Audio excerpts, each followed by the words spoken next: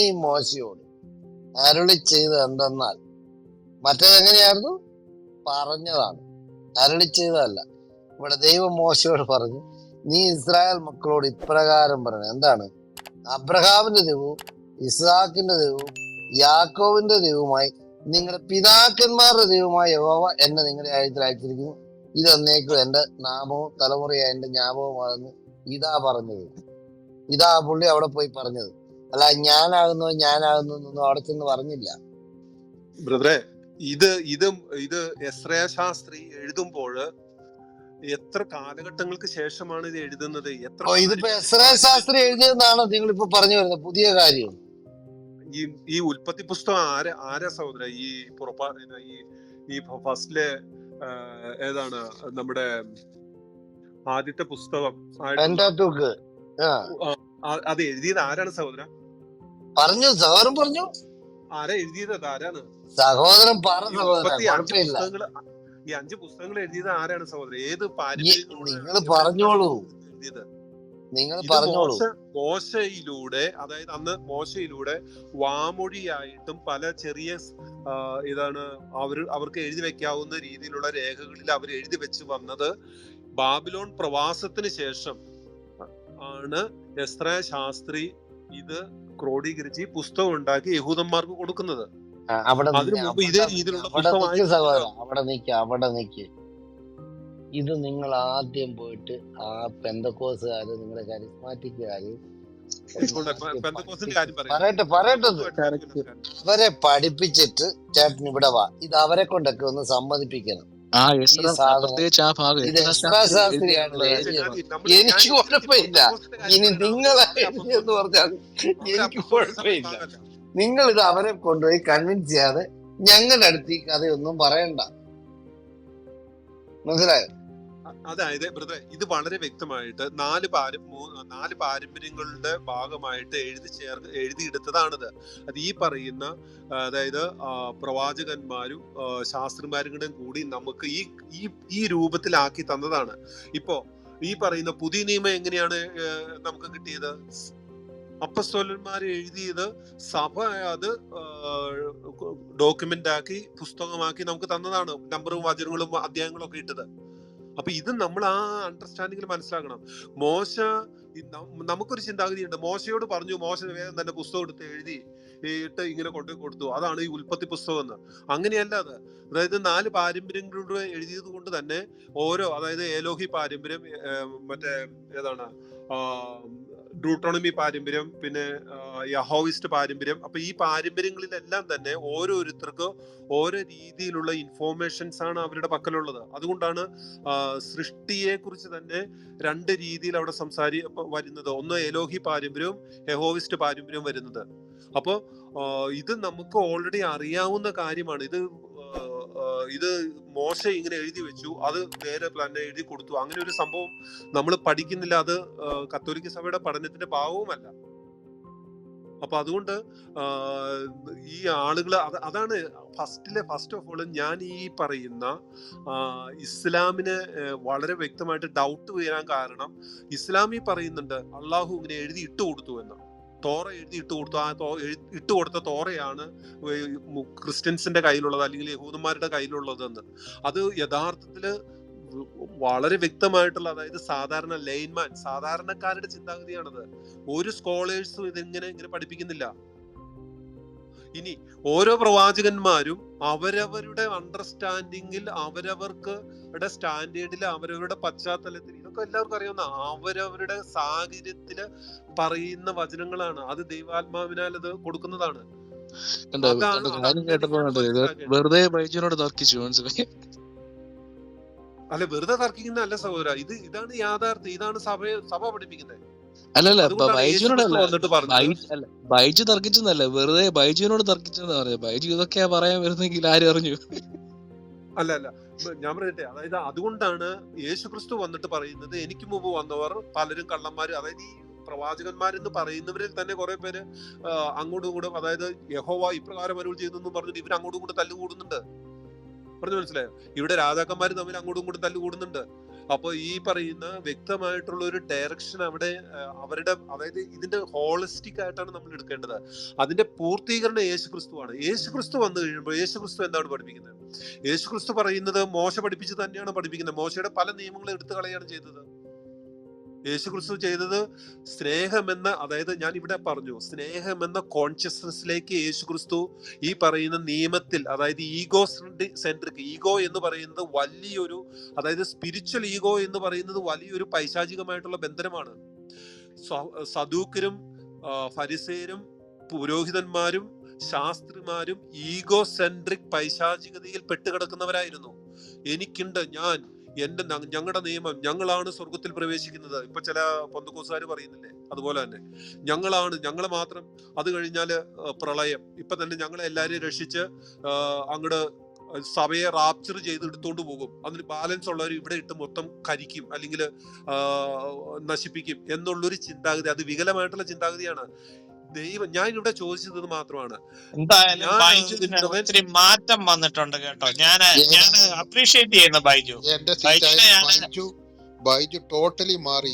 ബൈജു ഞാൻ ബൈജുവിനെ അപ്രീഷിയേറ്റ് ചെയ്യുന്നു. വളരെ നല്ല സഹോദരൻ, താങ്കൾ ശരിയായ പാതയിലാണ്, സത്യവിശ്വാസത്തിലാ ബൈജു.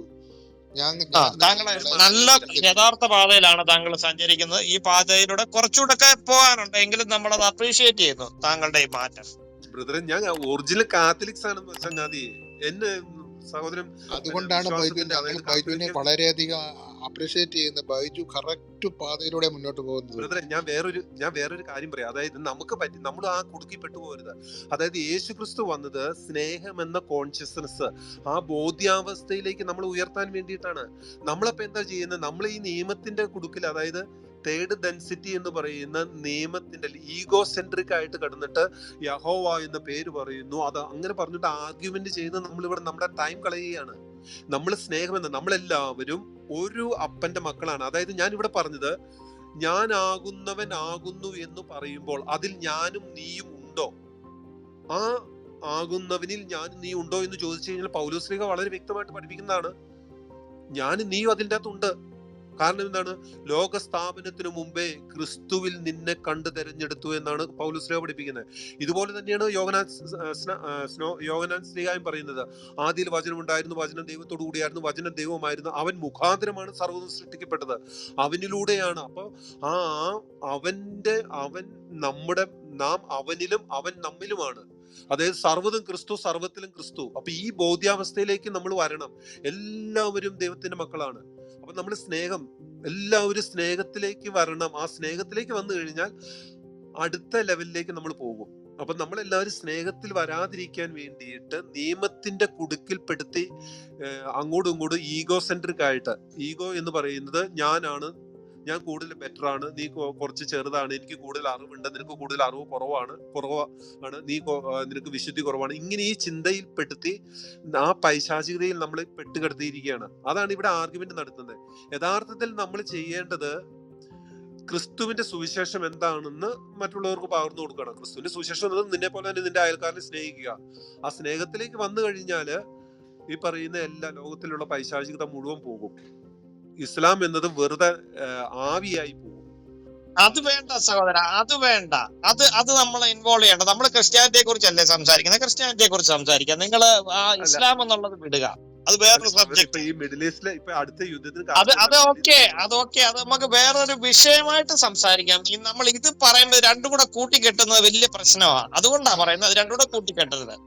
നമ്മൾ സ്നേഹത്തെ കുറിച്ച് അല്ല, ഇസ്ലാമിലുള്ളവര് ഇതേ പിതാവിന്റെ മക്കളാണോ? ഞാൻ എന്താ സഹോദര പറഞ്ഞേ, സർവരും ദൈവത്തിന്റെ മക്കളാണ്. പിന്നെ നിങ്ങൾക്ക് ഇസ്ലാമിനോട് കലിപ്പ് വരേണ്ട കാര്യം എന്താ? എന്റെ ബ്രദറെ, എന്നാ ഒരു ചോദ്യം ചോദിച്ചോട്ടെ. നിങ്ങൾ പറഞ്ഞു അജിത് ബ്രദറെ, അത് വേറൊരു വിഷയമാണ്. പ്ലീസ്, അത് അങ്ങോട്ട് പോകണ്ട. ഞാൻ അതുകൊണ്ട് അതല്ലേ അത് തുടക്കത്തിൽ തന്നെ അത് മാറ്റി വെച്ചേ. നമ്മൾ സ്നേഹത്തിന്റെ സുവിശേഷം പറയുമ്പോൾ നമ്മൾ ഇസ്ലാം ആണേലും ഹിന്ദു ആണേലും ഏത് മതമാണേലും മതമില്ലാത്തവരായാലും എല്ലാം നമ്മൾ ആ സുവിശേഷം നമ്മള് വീതിച്ചു കൊടുക്കുന്നവരാ ആ സ്നേഹം. അപ്പൊ നമ്മൾ ഒരാളെ മാറ്റി നിർത്താനൊക്കത്തില്ല. അല്ലെ പ്യൂർ ആയിട്ട് നിങ്ങളുടെ ഇസ്ലാം വിരോധമാണ് നിങ്ങളുടെ അജണ്ട എന്ന് പറയാമെങ്കിൽ ഞാൻ സമ്മതിക്കാം. ഇത്രയും സമയം നിങ്ങൾ പറഞ്ഞതൊക്കെ വെറുതെയാ പറഞ്ഞത്. ഇസ്ലാം വിരോധമാണ് ബൈജു ബ്രദറിന്റെ ഉദ്ദേശമെങ്കിൽ അത് പറയുക, നമുക്കത് പറയാം. എനിക്ക് അതിന് ബുദ്ധിമുട്ടില്ല, ആ വിഷയം എടുക്കുന്നതിന് താല്പര്യമാണ്. പക്ഷെ ഇതായിരിക്കണം നിങ്ങൾ ഇപ്പൊ പറഞ്ഞത്, ഇത്രയും സമയം പറഞ്ഞതിന് ഘടകവിരുദ്ധമാണ് നിങ്ങൾ പറയുന്നത്, അതുകൊണ്ടാണ്. അല്ല, അങ്ങനെയല്ല സഹോദര. എന്താന്ന് വെച്ച് കഴിഞ്ഞാല് നമ്മള് ഇപ്പൊ ഇവിടെ തന്നെ സംഭവിക്കുന്നത് എന്താന്ന് വെച്ച് കഴിഞ്ഞാല് ക്രിസ്തുവിന്റെ സുവിശേഷം ലോകത്തിലേക്ക് നൽകപ്പെടാതെ ചില വാക്യങ്ങളിൽ പിടിച്ചുകൊണ്ട് മാത്രം ഇവിടുത്തെ ആളുകളെ കുടുക്കിയിടുകയാണ് നിങ്ങൾ ചെയ്യുന്നത്. ഇത് യഥാർത്ഥത്തിൽ മിഡിൽ ഈസ്റ്റിൽ എന്താ സംഭവിക്കുന്നത്? ആശ്ചര്യമായിട്ട് യഥാർത്ഥത്തിൽ എന്താ സംഭവിക്കുന്നതെന്ന് സഹോദരൻ അറിയാമോ? ഈജിപ്തിൽ, അതായത് ഈ പറയുന്ന സിറിയയിലൊക്കെ ക്രിസ്ത്യൻസിന് എന്താ സംഭവിച്ചുകൊണ്ടിരിക്കുന്നത്? അതായത് സഭയ്ക്ക് എന്താ സംഭവിച്ചുകൊണ്ടിരിക്കുന്നത്? നമ്മൾ ഈ പറയുന്ന യഥാർത്ഥമായിട്ടുള്ള നെഗറ്റീവ് എനർജി ആയിട്ടുള്ള പൈശാചികതയെ നേരെ കണ്ണടച്ചുകൊണ്ട് നമ്മള് ഈ നിയമത്തിന്റെ കുടുക്ക് പറഞ്ഞുകൊണ്ട്, നിയമത്തിന്റെ കാര്യങ്ങൾ പറഞ്ഞുകൊണ്ട് കിടക്കുകയാണ്. ഇത് യേശുക്രിസ്തു യഹൂദന്മാരോട് പറഞ്ഞത് അത് ആ കാലഘട്ടത്തിൽ അങ്ങനെ തന്നെയാണ്. നിങ്ങള് ഈഗോസെൻട്രിക് ആയിട്ട് ഇങ്ങനെ കിടക്കുകയാണ്. അപ്പൊ എന്തു പറ്റി? റോമാക്കാര് വന്ന് ഈ യഹൂദന്മാരെ നശിപ്പിച്ചു കളഞ്ഞു. ഈ റോമാക്കാരെന്ന് വെച്ച് കഴിഞ്ഞാൽ അവര് പേഗൻസ് ആണ്. അവര് വന്ന് ഈ ജെറുസലേമിനെ നശിപ്പിക്കാനുള്ള കാരണം എന്താണ്? കാരണം ഈ ജനത യേശുക്രിസ്തു പറഞ്ഞ സ്നേഹമെന്ന കോൺഷ്യസ്നെസ്സിലേക്ക് വരാൻ തയ്യാറല്ല. അവര് ഈഗോസെൻട്രിക് ആയിട്ട് നിയമത്തിന്റെ കുടുക്കിൽ പെട്ടുകിടന്ന് അതിൻ്റെ അകത്ത് വട്ടം കറങ്ങി അതിൻ്റെ അകത്ത് ആർഗ്യുമെന്റ് ചെയ്തുകൊണ്ടിരുന്നു. അതിൻ്റെ അകത്ത് അവര് ഏറ്റവും വലിയ സംഭവം എന്ന് വെച്ചാൽ മനുഷ്യർക്ക് വേണ്ടി ഒരു മനുഷ്യൻ, സാധാരണ ഇന്നസെന്റ് ആയിട്ടുള്ള ഒരു മനുഷ്യൻ മരിക്കുന്നത്, നമ്മുടെ ഈ ഈഗോസെൻട്രിക് ആയിട്ടുള്ള നിയമത്തെ നിലനിർത്താൻ വേണ്ടിയിട്ട് ഇന്നസെന്റ് ആയിട്ടുള്ള യേശു ക്രിസ്തുവിനെ കൊല്ലുവാൻ വേണ്ടി, അല്ലെങ്കിൽ അവൻ മരിക്കുന്നതിന് കുഴപ്പമില്ല എന്ന് വരെ ഒരു അവസ്ഥ, ആ ഒരു മാനസികാവസ്ഥയിലേക്ക് അവർ മാറിപ്പോയി. അത് തന്നെയാണ് ഇവിടെ നിങ്ങൾ നടത്തിക്കൊണ്ടിരിക്കുന്നത്. നിങ്ങൾ ഇവിടെ നടത്തിക്കൊണ്ടിരിക്കുന്നത് ബൈബിളിന്റെ അകത്തുള്ള വാക്യങ്ങൾ എടുത്തിട്ട് അതിൻ്റെ അകത്ത് അത് ഒരു കുടുക്കാക്കിക്കൊണ്ട് നിങ്ങൾ അതിൻ്റെ അകത്ത് കിടന്ന് വട്ടം കറങ്ങുകയാണ്. എന്നിട്ട് യഥാർത്ഥമായിട്ടുള്ള പ്രശ്നത്തെ ചൂണ്ടിക്കാണിക്കുമ്പോൾ നിങ്ങൾ വീണ്ടും ഉണ്ടല്ലോ വീണ്ടും അങ്ങനെയല്ല, അതിനെക്കുറിച്ച് പറയരുത്. ലോകത്തിൽ എന്താണ് സഹോദരൻ നടന്നുകൊണ്ടിരിക്കുന്നത്? നിങ്ങൾക്ക് യഥാർത്ഥമായിട്ടുള്ള പ്രശ്നം ഇസ്ലാമാണ്. മനസ്സിലായി? നിങ്ങൾക്ക് മനസ്സിലായി? ഒന്ന് വായടക്കേ. ഒറ്റ മിനിറ്റ് അല്ല, ഞാൻ ഒറ്റ കാര്യമായിട്ട് നിർത്താണ്. നിങ്ങൾക്ക് യഥാർത്ഥ പ്രശ്നം ഇസ്ലാമാണ്, ഞങ്ങൾക്ക് മനസ്സിലായി അത്, കേട്ടോ? ഇനി പറഞ്ഞോ സഹോദര. യഥാർത്ഥ പ്രശ്നം ഇസ്ലാം എന്നുള്ളതാണ്. ഇല്ല, ജയ് ഒന്ന് പറഞ്ഞോട്ടെ. ജയ് ഒന്ന് പറഞ്ഞോട്ടെ. ബൈജു ഒരു മിനിറ്റ് ഒന്ന് മ്യൂട്ട് ചെയ്യൂ. ജയ് ഒന്ന് പറയട്ടെ. ജയ് ഒരു മോഡലല്ലേ? അല്ല, ഈ ബൈജു എങ്ങോട്ടാ പോകുന്നതെന്ന് എനിക്ക് മനസ്സിലായില്ല. കാരണം ഈഗോ സെൻട്രിക് എന്നൊക്കെ പറയുന്നു. ഇതാരാണ് ഈഗോ സെൻട്രിക്? ഇവിടെ ഇരിക്കുന്നവർ ഈഗോ സെൻട്രിക് ആയിട്ടിരുന്നിട്ട് ഏത് ബൈബിൾ വാക്യം വെച്ചിട്ടാണ് വളച്ചൊടിക്കുന്നത്? ആർക്കാണ് ചാപ്പ കുത്തുന്നത്? ഇത് ഈ പറയുന്നതിനൊരു ക്ലാരിറ്റി കിട്ടുന്നില്ല. അത് ഒരു സംശയം കൊണ്ടാണ്. പക്ഷെ ഞാൻ അല്പം മുമ്പ് ബൈജു എന്തോ സീച്ചൻ പറഞ്ഞ പോലെ ഒരു കൃത്യമായ പാതയിലേക്ക് വരുന്നു എന്നുള്ളൊരു സംശയം എനിക്കുണ്ടായിരുന്നു. പക്ഷെ ഇപ്പോൾ പിന്നെയും ബൈജു എങ്ങോട്ടോ മാറിപ്പോകുന്നതായിട്ട് എനിക്ക് തോന്നുന്നു. ബൈജുവിനെ പറഞ്ഞോട്ടോ, ബൈജു എന്താണോ പറയാൻ ഉദ്ദേശിച്ചത്? വളച്ചുകെട്ടില്ല എന്ന് പറഞ്ഞു. കുഞ്ച ബൈജു എന്ന് പറഞ്ഞോട്ടെ. പറഞ്ഞു ബൈജു ചാമ്പിക്കോ. ബൈജു മൈക്കെടുത്തോ. സഹോദര, യേശുക്രിസ്തു വളരെ വ്യക്തമായിട്ട് ഈ ഈഗോ സെൻട്രിക് അല്ലെങ്കിൽ നിയമത്തിന്റെ കുടുക്കിൽ കിടന്ന ഫരിസേയന്മാരോട്, ശാസ്ത്രിമാരോടും പുരോഹിതന്മാരോടും സദൂക്കരോടും ഫരിസേയന്മാരോടും പറഞ്ഞത്, നിങ്ങൾ തിരുവെഴുത്തുകളെ ശോധന ചെയ്യുന്നു. നിങ്ങൾ ഈ തിരുവെഴുത്തുകൾ ശോധന ചെയ്തിട്ട് ഇതിൻ്റെ അകത്ത് മിശിഹായെ, ആ തിരുവെഴുത്തുകളെല്ലാം എന്നെ കുറിച്ച് എഴുതിയിരിക്കുന്നു. അപ്പൊ ഞാനിപ്പോ പറയുന്നത് നിങ്ങൾ കേൾക്കാൻ തയ്യാറല്ല. ഞാൻ എന്താണ് പറയുന്നത്? ദൈവം സ്നേഹമാണ്. അപ്പോ ഈ ശാസ്ത്രിമാർക്ക് അല്ലെങ്കിൽ യഹൂദന്മാര് ദൈവത്തെ നിയമത്തിന്റെ വശത്തിലൂടെയാണ് നോക്കിക്കൊണ്ടിരുന്നത്. ഇന്ന കാര്യങ്ങൾ ചെയ്ത് നീതീകരിക്കപ്പെടുക എന്ന നിയമത്തിന്റെ വശത്തിലൂടെ. പക്ഷെ യേശുക്രിസ്തു വന്നിട്ട് ഈ പറയുന്നത്, നിങ്ങൾ അതായത് ദൈവ സ്നേഹമാണ്, നിങ്ങൾ പരസ്പരം സ്നേഹിക്കുവിൻ, ഈ മെസ്സേജ് ലോകത്തിന് മുഴുവൻ നൽകണം. ഇത് പറയുമ്പോൾ ഈ പറയുന്ന യഹൂദന്മാര് യേശുക്രിസ്തുവിനെ പിടിച്ച് ക്രൂശിച്ചു. കാരണം എന്താണ്? കാരണം അവരുടെ നാരോ മൈൻഡഡ് ആയിട്ടുള്ള വചനങ്ങളിൽ കുടുങ്ങിക്കിടക്കുന്നതാണ്. അത് തന്നെയാണ് നിങ്ങൾ ഇവിടെ ചെയ്തുകൊണ്ടിരിക്കുന്നത്. ഇവിടെ ഈ ഗ്രൂപ്പിലുള്ള എല്ലാവരും ചെയ്തുകൊണ്ടിരിക്കുന്ന അതാണ്. യേശുക്രിസ്തു പറഞ്ഞ മെസ്സേജ് മറ്റുള്ളവർക്ക് നൽകാൻ തയ്യാറല്ല. യേശുക്രിസ്തു എന്താണ് പറഞ്ഞത്? ഞാൻ ഇടയ്ക്ക് ബൈജു, ഞാൻ ഇടയ്ക്ക് കയറുകയാണ്. ഈ ഗ്രൂപ്പിലുള്ള ആരും അങ്ങനെ പറഞ്ഞിട്ടില്ല. ബൈജു ഇപ്പോൾ വെച്ച സ്റ്റേറ്റ്മെന്റ് വളരെ തെറ്റാണ്. ഈ ഗ്രൂപ്പിലുള്ള ഇപ്പം ഈ സ്പീക്കേഴ്സ് പാനലിരിക്കുന്ന ആര് പറഞ്ഞിട്ടുണ്ട്? ഇപ്പം ബൈജു പറഞ്ഞതുപോലെ ഈ ദൈവസ്നേഹമാണ് എന്ന് യേശുക്രിസ്തു പഠിപ്പിച്ചിട്ടുണ്ടെങ്കിൽ അതിനെതിരെ ഒന്ന് കുറെ നേരമായിട്ട് കേട്ടോണ്ടിരിക്കുക. അതുകൊണ്ടാണ് ഞാൻ ഇടയ്ക്ക് കയറിയത്. ഞാൻ കുറേ സമയം കേട്ടോണ്ടിരുന്നതിന് ശേഷമാണ് ഈ ഗ്രൂപ്പിൽ, അല്ലെങ്കിൽ ഈ ഗ്രൂപ്പിൽ എന്ന് വെച്ചിട്ടുണ്ടെങ്കിൽ ഈ റൂമിൽ ഇപ്പോൾ ഇരിക്കുന്ന ആരാണ് അതിനെതിരെ പറഞ്ഞിട്ടുള്ളത്? അത് സ്റ്റേറ്റ്മെന്റ് വെച്ചിട്ട് പോകാം, എന്നിട്ട് അടുത്തേക്ക് പോകാം. സഹോദര, ഞാൻ കഴിഞ്ഞോട്ടെ. രണ്ട് സത്യമുണ്ടോ? രണ്ട് സത്യമുണ്ടെങ്കിൽ അരി എത്രയെന്ന് ചോദിച്ചാൽ പയർ അഞ്ഞാഴി എന്ന് പറയണ്ട. പയർ അഞ്ഞാഴി എന്നല്ല പറയുന്നത്. ഞാൻ പറഞ്ഞു വരുന്നത് കേൾക്ക് സഹോദര, ചാടി കേൾക്കട്ടെ. അതായത് രണ്ട് സത്യമില്ല. രണ്ട് സത്യമില്ലാത്തത് കൊണ്ട് ഒന്ന് മാത്രമേ സത്യം മാത്രമേ, ഇത് നമ്മുടെ നോട്ടിലേക്ക് സത്യം മാത്രം ഒരു സത്യമേ ഉള്ളൂ. എന്നത് നമ്മുടെ ജൂതയിൽ ക്രിസ്ത്യൻ വിശ്വാസമാണ് സത്യമെന്നും അല്ലാത്തത് സത്യമല്ല എന്നും നമുക്ക് വളരെ വ്യക്തമായിട്ട് അറിയാവുന്നത് കൊണ്ട് തന്നെ ഞാൻ സത്യമല്ലാത്തതിനെ, അതായത് മിഡിൽ ഈസ്റ്റിലെ ഓൾമോസ്റ്റ് 60ഓളം രാജ്യങ്ങള് ഇസ്ലാമിക രാജ്യങ്ങളായി മാറിയപ്പോൾ അവിടെയുള്ള മുഴുവനും ഈ രാജ്യങ്ങളൊക്കെ ക്രിസ്ത്യൻ രാജ്യങ്ങളായിരുന്നു. അവിടെ എന്താണ് സംഭവിച്ചത്? അതിനെപ്പറ്റി ഇവിടെ ചർച്ച ചെയ്യുന്നുണ്ട്. നിങ്ങളെ വേറെ ജൂഡയിൽ ക്രിസ്ത്യാനിറ്റിയോ എന്ത്, നിങ്ങൾ എങ്ങോട്ടൊക്കെയാണ് പോകുന്നത്? ജൂഡയിൽ ക്രിസ്ത്യാനിറ്റി ആണ് സത്യമെന്ന് നിങ്ങൾ പറയുന്നു. എന്താ നിങ്ങൾ പറയാൻ ഉദ്ദേശിക്കുന്നത്? സിമ്പിളായിട്ട് പറ. ഇത് അല്ലെങ്കിൽ കേട്ടോണ്ടിരിക്കുന്നവർക്ക് എന്നാ ഒരു ബോറായി തോന്നുന്നു. പറയാനുള്ളത് നമുക്കൊക്കെ മനസ്സിലാകണ്ടേ ബൈജു? നമുക്കൊന്നും അറിയത്തില്ല, സാധാ പോലെ പറയൂ. ബൈജു ഒരു മിനിറ്റ്. ബൈജു നമുക്ക് സിമ്പിൾ ആയിട്ട് ചോദ്യങ്ങൾ ചോദിച്ചു. നിങ്ങൾ ഈ പറഞ്ഞ മുസ്ലിങ്ങൾക്ക് ഏതെങ്കിലും വിധത്തിൽ രക്ഷ സാധ്യമാണോ? മുസ്ലിങ്ങൾ വിശ്വസിക്കുന്ന ദൈവം സത്യദൈവമല്ല. യേശു ക്രിസ്തു എന്തു പഠിപ്പിച്ചോ അതിന് എക്സാക്ട്ലി ഓപ്പോസിറ്റ് ആയിട്ട് വന്നിട്ടുള്ള ആന്റി ക്രൈസ്റ്റ് കള്ളപ്രവാചകനാണ് മുഹമ്മദ്.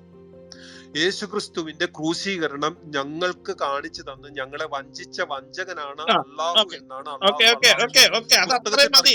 മതി. ഇപ്പം നിങ്ങൾ എങ്ങനെ പറഞ്ഞു പോവാതെ, ഈ സെപ്റ്റംബർ 14 പോപ്പ് സിംഗപ്പൂരിൽ ഒരു പ്രസ്താവന നടത്തിയിരുന്നു. അതായത് യൂത്ത് കോൺഫറൻസിൽ എന്താ പറഞ്ഞ ഇന്റർ റിലീജിയസ് ഡയലോഗില്. താങ്കൾ അത് കണ്ടിരുന്നു? സഹോദര, ഞാനത് കാണുകയും പോപ്പ്, അതായത് ഓരോരുത്തരുടെ അടുത്ത് സംസാരിക്കേണ്ട കപ്പാസിറ്റി ഉണ്ട്. ആ കപ്പാസിറ്റി അനുസരിച്ചാണ് പോപ്പ് അവരുടെ അടുത്ത് പറയുന്നത്. അതായത് എല്ലാ മനുഷ്യരിലും ദൈവത്തിന്റെ ചൈതന്യമുണ്ട്. ഞാൻ പറഞ്ഞല്ലോ, ക്രിസ്തുവിൽ ലോക സ്ഥാപനത്തിന് മുമ്പേ നിന്നെ കണ്ടു. മുന്നോട്ട് പോട്ടെ. ക്രിസ്തുവിന്റെ കാര്യം നമ്മുടെ അടുത്ത് ഇപ്പൊ പറയണ്ട. ഇത് പോപ്പിന്റെ പ്രസ്താവനയെ കുറിച്ച് മുന്നോട്ട് പോട്ടെ, പറ.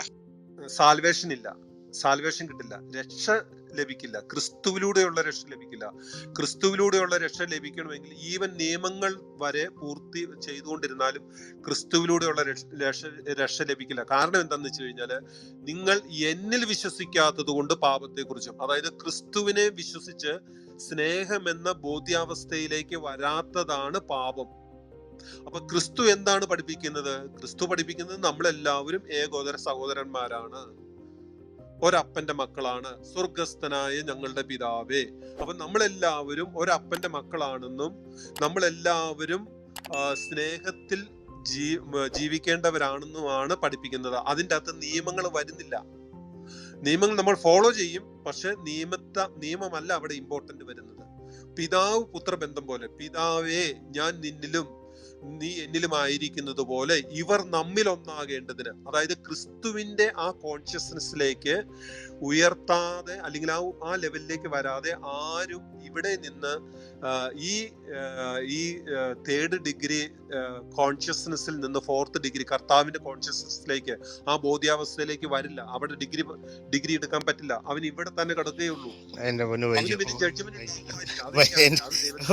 ബൈജു പറയുന്നത് തന്നെ വളരെ കോൺട്രാഡിക്റ്റ് ആയിട്ടാണ് പോകുന്നത്. ദൈവം സ്നേഹമാണ്, ദൈവം സ്നേഹമാണെന്നാണ് യേശുക്രിസ്തു പഠിപ്പിച്ചതെന്ന് ബൈജു ആദ്യം പറയുന്നു. ഇതേ സ്നേഹം, യേശുക്രിസ്തുവിൻ്റെ സ്നേഹം എല്ലാവരിലേക്കും പങ്കുവയ്ക്കണമെന്നും ബൈജു ആദ്യം പറഞ്ഞു. ഇപ്പോൾ സിഹിയുടെ ചോദ്യത്തിനകത്ത്, അതായത് മുസ്ലിങ്ങൾക്ക് രക്ഷ ഉണ്ടോയെന്ന് ചോദിച്ചപ്പോഴത്തേക്കും ബൈജു പറഞ്ഞു രക്ഷയില്ല എന്ന് പറയുന്നു. ഈ സ്നേഹവാനായിട്ടുള്ള ദൈവം നമ്മളെ പഠിപ്പിച്ചിട്ടുള്ള ആ സ്നേഹം വെച്ചുകൊണ്ട് അവർക്ക് എന്തുകൊണ്ട് രക്ഷയില്ല?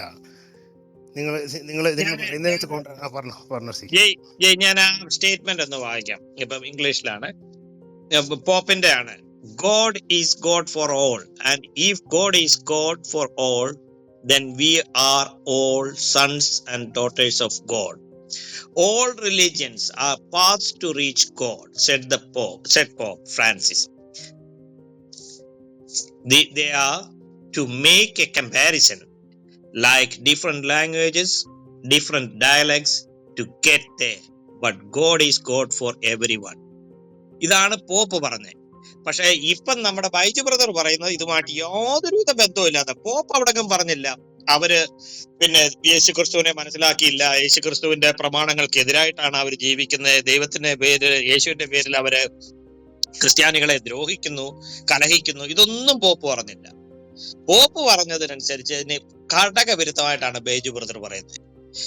ഞാൻ പറയുന്നത് ഇത് നിങ്ങളുടെ സ്വാതന്ത്ര്യത്തിൽപ്പെട്ടതാ. പോപ്പിന്റെ ഒരു സ്റ്റേറ്റ്മെന്റ് ആണ് അവിടെ നടന്നത്. നിങ്ങൾ പറഞ്ഞു പ്രത്യേക സാഹചര്യത്തിൽ എന്നൊക്കെ പറയുന്നത്, അതങ്ങനൊന്നും അല്ല. പോപ്പാണ് പറഞ്ഞത്, പോപ്പിന്റെ അഭിപ്രായമാണ് പറഞ്ഞത്. താങ്കൾ അത് സ്വീകരിക്കുന്നുണ്ടോ ഇല്ലയോ? താങ്കൾക്ക് സ്വീകരിക്കാതിരിക്കാനുള്ള അവകാശമുണ്ട്. അതുകൊണ്ടാണ് ഞാൻ ചോദിച്ചത്, താങ്കൾ അത് സ്വീകരിക്കുന്നുണ്ടോ ഇല്ലയോ? സഹോദര, പോപ്പ് അവിടെ യാതൊരു രീതിയിലുള്ള തെറ്റും പറഞ്ഞില്ല. യേശുക്രിസ്തുവിലൂടെയുള്ള രക്ഷയെ കുറിച്ച് പോപ്പ് അവിടെ എംഫസൈസ് ചെയ്ത് പറഞ്ഞില്ല എന്നേ ഉള്ളൂ. താങ്കൾ പോപ്പിന് വേണ്ടി താങ്കൾ സംസാരിക്കരുത്. പോപ്പ് സംസാരിച്ചിട്ടുണ്ട്. താങ്കൾ പോപ്പ് അവിടെ എല്ലാവരും രക്ഷ പ്രാപിക്കുമെന്ന് ഇതാണ് ഓൾ റിലീജിയൻസ്. കേട്ടോ സഹോദര, ഇതാണ് പറയുന്നത്. All religions are path to reach God. എല്ലാ മതങ്ങളും ദൈവത്തിലേക്ക് എത്താനുള്ള മാർഗമാണെന്നാണ് പറഞ്ഞിരിക്കുന്നത്. എല്ലാ മതങ്ങളും. അതിനകത്ത് എല്ലാ റിലീജിയൻസിന്റെ ഞാൻ വളച്ചൊടിക്കുന്നില്ല. നിങ്ങൾ അങ്ങനെ ആരോപണം വെച്ച് പോകാതെ ഞാൻ ഒന്നുകൂടെ വായിക്കുന്നു. All religions are path to reach God. ഞങ്ങൾക്ക് വളരെ വ്യക്തമായിട്ട് അറിയാം ഞങ്ങളുടെ പോപ്പ് എന്താ പറഞ്ഞതെന്ന്. എല്ലാ റിലീജിയന്റെയും കോണാത്തിലെ വർത്താനം എന്നോട് പറയാം. ഞാൻ തെറി പറയും. ബൈജുവിന് അറിയാമല്ലോ ഞാൻ തെറി പറയുമെന്നുള്ളത്. ഒരാവശ്യമില്ല. ഞങ്ങളുടെ പോപ്പും കോണാത്തിലെ പോപ്പും ഒന്നും പറയാം. ഇത്ര സമയമായിട്ട് ഞാൻ താങ്കളോട് മര്യാദയ്ക്ക് ഇടപെട്ടെ. താങ്കൾ ഒരു പെന്തക്കോസുകാരനാണ് എന്നുള്ളത് എനിക്ക് വ്യക്തമായിട്ട് അറിഞ്ഞിട്ട് താങ്കൾ പറഞ്ഞത് ഞാൻ കൃത്യമായിട്ട് അംഗീകരിച്ചുകൊണ്ടാണ് ഇതുവരെ പോയത്. താങ്കൾ ഒരു പെന്തക്കോസുകാരനാണെന്ന് എനിക്കറിയാം. ഞാൻ അതിനെ ഖണ്ഡിക്കാതെ താങ്കൾ കത്തോലിക്കനാന്ന് പറഞ്ഞാൽ അത് അതേപോലെ അംഗീകരിച്ചു പോയി. അപ്പൊ ഞങ്ങളുടെ പോപ്പെന്ന് താങ്കൾ പറയണ്ട. താങ്കൾക്ക് പോപ്പില്ല. താങ്കൾക്കുള്ളത് മാക്സിമം വരുന്ന ഒരു സെൻട്രൽ പാസ്റ്ററാണ്, അല്ലെ ഒരു സ്റ്റേറ്റ് സെക്രട്ടറി. അതിനപ്പുറം ഒന്നും ഇല്ല താങ്കൾക്ക്. എന്ത് തമാശിക്കാൻ? എന്ത് പെന്തിക്കോസുകാരനെ കണ്ട? ഞാൻ പറഞ്ഞില്ലേ, എന്റെ മൂക്കിന് നല്ല ഘ്രാണശക്തിയാണ്. ഒരു പെന്തിക്കോസുകാരന് ഒരു മൈൽ അകലത്തൂടെ പോയ ഒരു മൈൽ അകലത്തിലൂടെ പോയ ഞാനത് എനിക്ക് ഘ്രാണശക്തിയാണ്, എനിക്ക് മനസ്സിലാവും. മനസ്സിലാവുന്നുണ്ടോ? ഞങ്ങളുടെ വിശ്വാസ പ്രമാണം, ഞങ്ങളുടെ അല്ല. തനിക്ക് പോപ്പുമായിട്ട് യാതൊരു ബന്ധവും ഇല്ല. ഞാൻ ഇത്രയും സമയം മര്യാദക്കിരുന്നതാ. താങ്കൾ ഉണ്ടാക്കുന്ന വർത്താനം ഇടയ്ക്ക് കയറി പറയാൻ പറ്റരുത്. ഞങ്ങളുടെ പോപ്പ് പറയുന്നത് ഞങ്ങൾക്കറിയാവുന്ന. താൻ ആരാടോ പോപ്പിന്റെ വക്കാലത്ത് പിടിക്കാന്? ഇവിടെ കൃത്യമായിട്ട് പോപ്പ് പറഞ്ഞിട്ടുണ്ട്. താൻ പോപ്പ് പറഞ്ഞതിന് അപ്പുറം താൻ എന്ത് പറയാനാ? ഇനിയും താനാ വളച്ചൊടിക്കാൻ ശ്രമിക്കുന്നേ. ഞാൻ പോപ്പ് പറഞ്ഞ് അതുപോലെ വായിക്കുകയേ ചെയ്തിട്ടുള്ളൂ. അല്ലെ സിഹി പറഞ്ഞത് സിഹിയുടെ കാഴ്ചപ്പാട്. എന്റെ കാഴ്ചപ്പാടല്ല, പോപ്പ് പറഞ്ഞത് ഞാൻ വായിക്കുക മാത്രമേ ഉള്ളൂ. തന്റെ കാഴ്ചപ്പാട് താനാണ് അപ്പം വളച്ചൊടിച്ചിട്ട് പറയുക ഞങ്ങളുടെ പോപ്പ് പറഞ്ഞത് എന്താന്ന് ഞങ്ങൾക്കറിയാവുന്ന. അതെ അതെ, ഒറ്റ മിനിറ്റ് വൈജു, ഒറ്റ മിനിറ്റ്. ഈ ഞങ്ങളുടെ എന്ന് പറയുമ്പോഴത്തേക്കും സിഹി എന്നെ രണ്ടാം കൂടിയിലുള്ളതാണ്. സിഹി ഒന്നാന്തരം കത്തോലിക്കനാണ്. അതെ, സിഹി ഒന്നാന്തരം കത്തോലിക്ക. ഇനി ഞാനങ്ങ് പറഞ്ഞത് സിഹി ഒന്നാന്തരം കത്തോലിക്കനാണ്. നല്ല 916 കത്തോലിക്കനാണ്. ഈ 916 കത്തോലിക്കൻ എന്ന് പറഞ്ഞിട്ട് അതിനാർക്കെങ്കിലും ആക്ഷേപം ഉണ്ടെങ്കിൽ അതും കൂടെ കൂടി എടുത്തു വെച്ചോ. സിഹി ഒരു കത്തോലിക്കനാണ്. ഞാനങ്ങ് പറയുകയാണ്, സിഹി ഒരു കത്തോലിക്കനാണ്. അപ്പം ഈ ഞങ്ങളുടെ എന്ന് പറയാതെ നമ്മുടെ എന്ന് പറഞ്ഞ സിഹിയോട് സംസാരിക്കും. ബ്രദറെ ഞാൻ ഇവിടെ വന്നപ്പോൾ ഞാൻ ബ്രദറൊന്നുമല്ല, എന്നെ ജയെന്ന് ഞാൻ ബ്രദറൊന്നും വിളിക്കണം, ജയെന്ന് വിളിച്ചാൽ മതി. പറഞ്ഞോ, ചാമ്പിക്കണം. എന്താ വിളിക്കുന്നത്? സഹോദരാന്ന് വിളിക്കുക, അല്ലെങ്കിൽ നിങ്ങൾ ജയെന്ന് വിളിച്ചാൽ മതി, നമ്മളെ പേര് വിളിക്കുന്നത് എനിക്ക് ഇഷ്ടം. അപ്പൊ ഞാനിവിടെ നോക്കുന്നില്ല ആരാ പറയുന്നെന്ന്. അതായത് ഇവിടെ എന്റെ നേരെയാണ് അക്യൂസേഷൻ ചെയ്യുന്നത്, ഞാൻ പൊന്തക്കോസുകാരനാണെന്ന് പറഞ്ഞോണ്ട്. അപ്പൊ ഞാൻ കാത്തലിക്സ് ആന്ന് പറഞ്ഞു. അതല്ല, താൻ ഞങ്ങളുടെ പോപ്പെന്ന് പറഞ്ഞ ടേം എടുത്തപ്പോഴാണ് ഞാൻ പറഞ്ഞത്. ഞാൻ അതുവരെ തന്നെ പറഞ്ഞോ? അപ്പൊ താൻ അതുവരെ താനാണ് ഇവിടെ ഉണ്ടാക്കാൻ തുടങ്ങിയത്.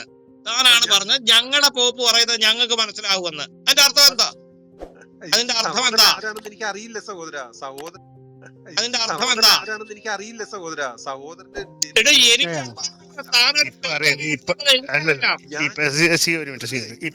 ഇപ്പൊ അറിയാലോ. സുവിശേഷം പറയുമ്പോൾ ബ്രദറെ ഒരു കാര്യം മനസ്സിലാക്കണം.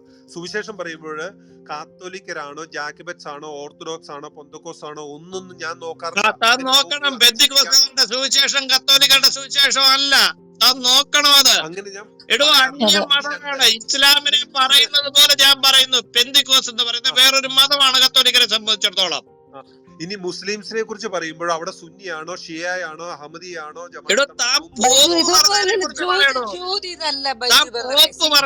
താനാണ് ഇവിടെ വളച്ചൊടിക്കാൻ ശ്രമിക്കുന്നത്. ഞാൻ കൃത്യമായിട്ട് പോപ്പ് പറഞ്ഞത് വായിച്ചു കേൾപ്പിച്ചു തന്നെ. അപ്പൊ താൻ പറയാ ഞാൻ വളച്ചൊടിച്ചെന്ന്. ഇവിടെ ആരാ വളച്ചൊടിക്കാൻ ശ്രമിക്കുന്നത്? ഇവിടെ ഇരിക്കുന്ന ആർക്കും ഇല്ലാത്ത എന്തോ പുള്ളിക്കൊണ്ടെന്നാ പറഞ്ഞത്. അതൊന്ന് പറയാൻ പറയും. അതൊന്ന് ചെറുതായിട്ട് പറയാൻ. ഒരു മിനിറ്റ്, ഞാനും കേട്ടുകൊണ്ടിരിക്കുകയാണ്. മോഡറേറ്റർ ആണെങ്കിലും സീജാൻ ചോദിച്ച ചോദ്യം മുസ്ലിങ്ങളുടെ രക്ഷയുണ്ടോ എന്നുള്ളതാണ് ചോദിച്ചത്. ഡോക്ടർ കുഞ്ചനും പറഞ്ഞു ആ ആൻസറിലോട്ട് വരുമെന്ന് പറഞ്ഞു. 10 മിനിറ്റ് കഴിഞ്ഞപ്പോഴും നിങ്ങൾ ഇങ്ങനെ കറങ്ങുവാണ്. ലാസ്റ്റ് പറഞ്ഞു ഇല്ല. ഓക്കെ, ഇല്ല എന്ന് പറഞ്ഞത് കൊണ്ട് സീച്ചാൻ വായിച്ചൊരു സ്റ്റേറ്റ്മെന്റ് കാത്തലിക്കിന്റെ ഈ മാർപ്പാപ്പയുടെ പോപ്പിന്റെ ഒരു ഇതാണ് വായിച്ചത്. അതിന്റെ അർത്ഥമാണ് പറയുമ്പം ബൈജുബറാണ് തിരിച്ചു പറഞ്ഞത്. ഞങ്ങളുടെ പോപ്പ് പറഞ്ഞു ഞങ്ങൾക്ക് എന്താണെന്നറിയാം. ഞങ്ങൾക്ക് എല്ലാം കേട്ടിട്ട് വേറെ ഇപ്പൊ ജോർജാൻ പറഞ്ഞ പോലെ ഞങ്ങൾക്കൊക്കെ മനസ്സിലാകാത്ത പോപ്പ് പറഞ്ഞിട്ട് അതിനകത്തുള്ള വെളിപ്പാട് ബൈജുബർ എന്ന് പറഞ്ഞു. പോപ്പ് പറഞ്ഞത് എല്ലാ മതങ്ങളും മലയാളം വായിക്കുമ്പം ദൈവത്തിലോട്ട് എത്തുന്ന ഒരു പാതയാണ്. അതിന്റെ അർത്ഥം ഇപ്പൊ ബൈജു ബ്രദർ ഇപ്പം ഞങ്ങളുടെ മാർപ്പാപ്പ പറഞ്ഞ എന്താന്ന് അറിയാന്ന് ചോദിച്ചാൽ പുള്ളി ചുമ്മാ തള്ളി എന്നാണ് തങ്ങൾ ഉദ്ദേശിക്കുന്നത്. ആ പിള്ളേരെ കണ്ടപ്പോ ചുമ്മാ തള്ളി മറിച്ചതാണെന്ന്. അങ്ങനെ ഇങ്ങനെ കാശ് മേടിച്ച് ഈ ദശാംശം മേടിച്ച് തിന്നുന്ന ഒരാളായിട്ട് എനിക്ക് ഫീൽ ചെയ്തിട്ടില്ല.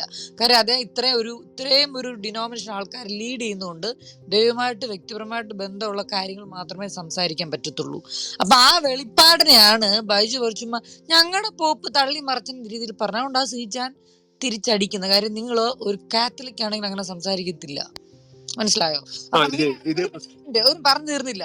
അങ്ങനെയാണെങ്കിൽ ബൈജു ബ്രദർ മുസ്ലിങ്ങളുടെ സാൽവേഷൻ തുടങ്ങിയ ചോദ്യത്തിന് മാർപ്പാപ്പ പറഞ്ഞതിന്റെ ആൻസർ സീച്ചാൻ ഇടാൻ കാരണം അതിലോട്ട് എത്താൻ വേണ്ടിയിട്ടാണ്. ആ ടോപ്പിക്ക് നിൽക്ക്. നിങ്ങൾക്ക് എന്തോ വലിയ വെളിപ്പാടുണ്ടെങ്കിൽ അല്ലെങ്കിൽ അത് പറ.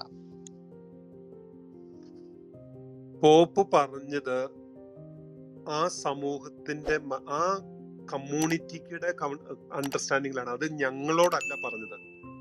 ഞങ്ങൾക്ക് വളരെ വ്യക്തമായിട്ട് എന്താണ് സാൽവേഷൻ, എന്താണ് രക്ഷ എന്ന് അടിസ്ഥാനപരമായിട്ടുള്ള ടീച്ചിങ് ഉണ്ട്.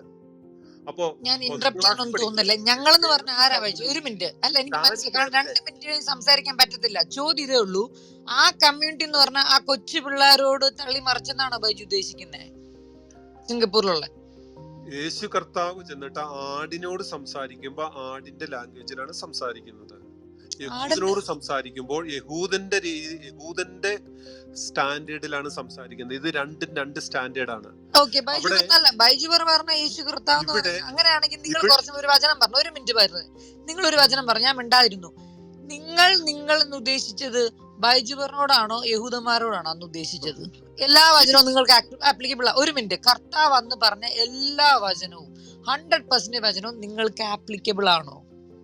അല്ലെ നമ്മൾക്ക് ക്രിസ്ത്യാനികൾക്ക്, കാത്തോലിക്കും പെന്തക്കോസ്തും നിൽക്കട്ടെ, ക്രിസ്ത്യാനികൾക്ക് ആപ്ലിക്കബിൾ ആണോ ബൈജു ബ്രദറെ കർത്താവ് അന്ന് യഹൂദന്മാരോട് പറഞ്ഞ എല്ലാം? യഹൂദന്മാരോട് ചോദ്യം കേക്ക് ബൈജു ബ്രദറെ. Yes or no? 100% ആൾക്കാർ 100% വചനങ്ങളും അല്ലെങ്കിൽ ഉപദേശങ്ങളും ക്രിസ്ത്യാനി എന്ന് പറയുന്ന ഞാനും താനും എല്ലാം എല്ലാ ക്രിസ്ത്യാനികൾക്കും ആപ്ലിക്കബിൾ ആണോ? യെസ് ഓർ നോ പറയൂ. അല്ലെങ്കിൽ നിങ്ങൾ ഈ പെന്തക്കോസ്തിൽ സംസാരിക്കല്ലേ? Yes or no. ആ പശ്ചാത്തലത്തിലാണ് യേശു ക്രിസ്തു ചെയ്ത് അതാ ഞാൻ ചോദിച്ച ചോദ്യം. സിമ്പിൾ ആണ്. പശ്ചാത്തലമോ മനസ്സിലാക്കേണ്ടത്. പശ്ചാത്തലം എന്തോ ആയിക്കോട്ടെ, 100% അതാ ഞാൻ പറഞ്ഞേ, പശ്ചാത്തലം കൂടെ അടക്ക 100% യഹൂദന്മാരോട് പറഞ്ഞ വചനങ്ങളും ഉപദേശങ്ങളും ക്രിസ്ത്യാനി നിലയ്ക്ക് നമുക്ക് 100% ആപ്ലിക്കബിൾ ആണോ അല്ലയോ ആണോ? അതാണ് ചോദ്യം. അങ്ങനെ എടുക്കാൻ പറ്റില്ല. അതാ എന്താ ഇല്ല, ഉരുളല്ലേ സഹോദര, ഇതാ പ്രശ്നം. അപ്പൊ ഇല്ല മതി. ഇപ്പൊ ഇല്ലാന്ന് പറയുമ്പോ എനിക്ക് അടുത്ത് പറയാം. അല്ലെങ്കിൽ സമയം നീളുവാണ്.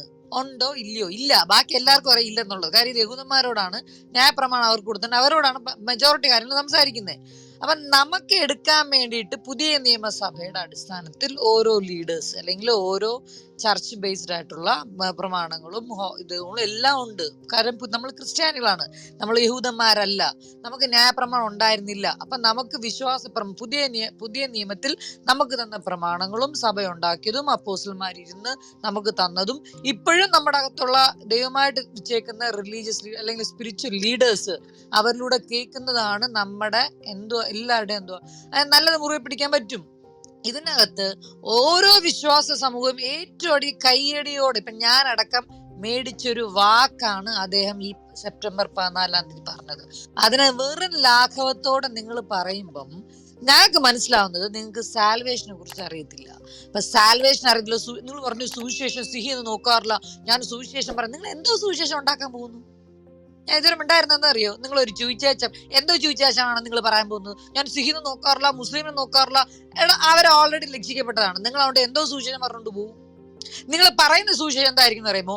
എറ്റേണൽ സാൽവേഷൻ എന്താന്നുള്ളതും ഈ യൂണിവേഴ്സൽ റിസ്റ്റോറേഷൻ എന്താന്നുള്ളത് ക്രിസ്തുവിൽ പറഞ്ഞു കൊടുക്കണം. അത് നിങ്ങൾക്ക് അറിയാൻ പാടില്ല. അപ്പൊ നിങ്ങൾ അറിയാത്തതുകൊണ്ടാണ് ഇങ്ങനെ കിടന്ന് ഉരുളുന്നത്. ഒറ്റ ചോദ്യം സീച്ചാൻ ചോദിച്ചാൽ അത് ആദ്യമേ പറയാമായിരുന്നു. മുസ്ലിങ്ങൾ സാൽവേഷൻ ഉണ്ടോ? ഉണ്ട് എന്ന് ആദ്യം പറയണം. അതാണ് നിങ്ങളുടെ കർത്താവ് തന്നേക്കുന്ന ഹൃദയത്തിന്റെ വിശാലത കാണിക്കേണ്ട. അല്ല ഇല്ല ഉണ്ട്, ഇല്ല ഉണ്ട്, പിന്നെ മറ്റത് മറിച്ചത് എന്തോ ഒറ്റ വാക്ക് ഉണ്ട്.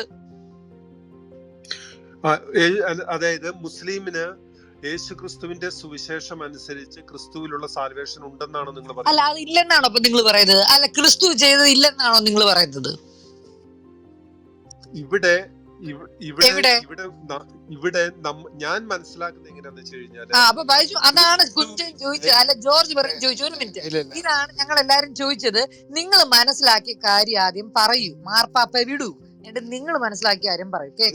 അതായത് ബൈബിളിന്റെ അടിസ്ഥാനത്തിൽ ക്രിസ്തുവിലൂടെയാണ് ഞാൻ തന്നെ വഴിയും സത്യവും ജീവനുമാകുന്നു, എന്നിലൂടെ അല്ലാതെ ആരും പിതാവിന്റെ പക്കലേക്ക് എത്തുന്നില്ല. ഈ എൻ എന്ന് പറയുന്നത് ഞാനാണ്.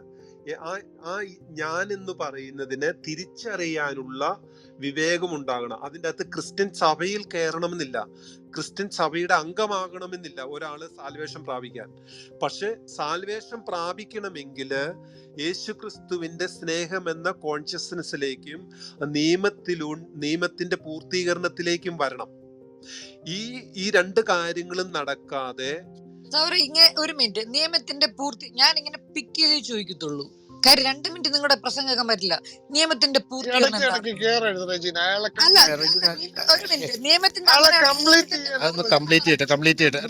Regina please. ബൈജു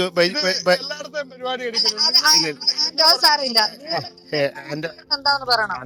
അങ്ങനെയൊക്കെ പോവാതെ പറഞ്ഞില്ലേ, ഒരു കാര്യം പറഞ്ഞില്ലേ, ഇനി അതിന്റെ അതേ അറ്റത്ത് പിടിച്ച് പോവാതെ പറയട്ടെ, അയാൾ പറഞ്ഞു തീർക്കട്ടെ. ബൈജു ചാമ്പിക്കോ. ബൈജു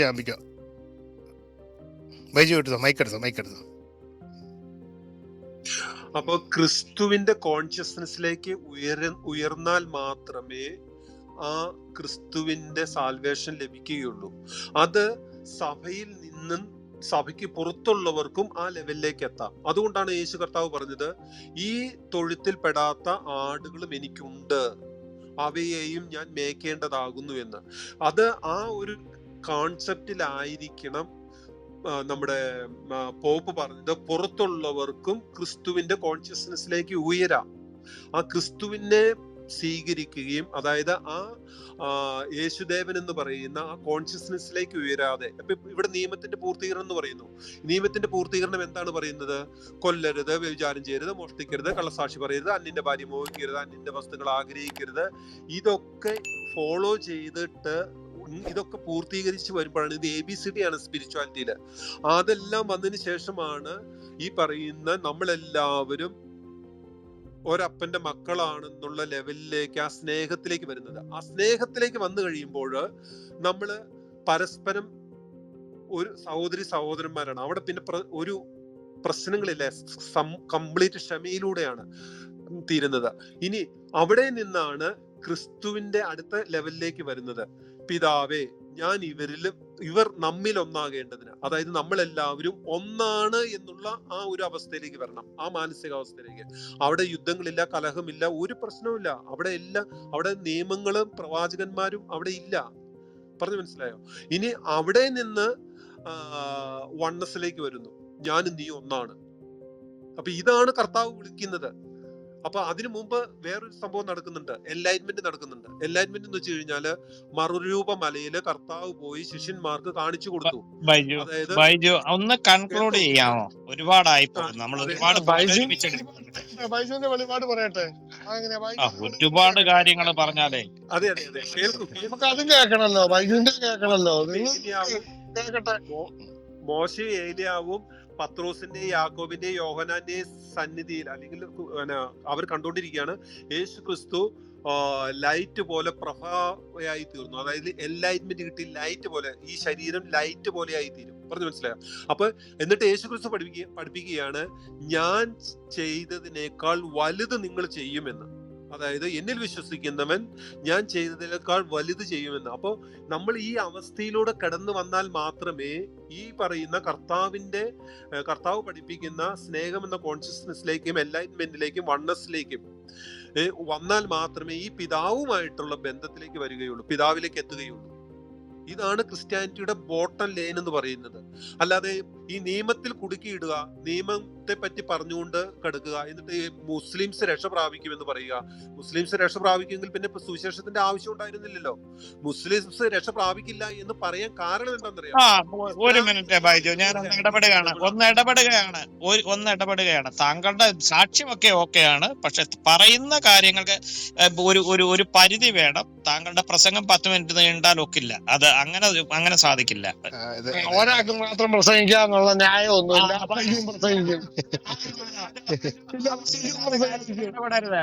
ആൻഡോ ആവശ്യമില്ലാത്ത കാര്യം, ആൻഡോയ്ക്ക് താല്പര്യമില്ലെങ്കിൽ ആൻഡോയ്ക്ക് ഉണ്ടായിരിക്കാം.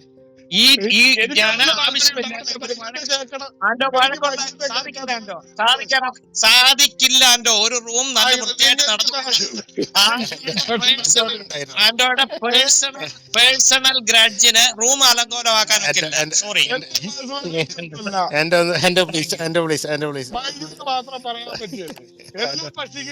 ആയിക്കോട്ടെ. നിങ്ങൾ ആരെന്നല്ല മോഡ് ചെയ്തോണ്ടിരുന്നത്. ഞാനില്ലായിരുന്നു ഇവിടെ. നിങ്ങൾ ആരെന്നല്ല മോഡ് ചെയ്തോണ്ടിരുന്നത്. എൻ്റെ ഒരു മിനിറ്റ് പ്ലീസ്.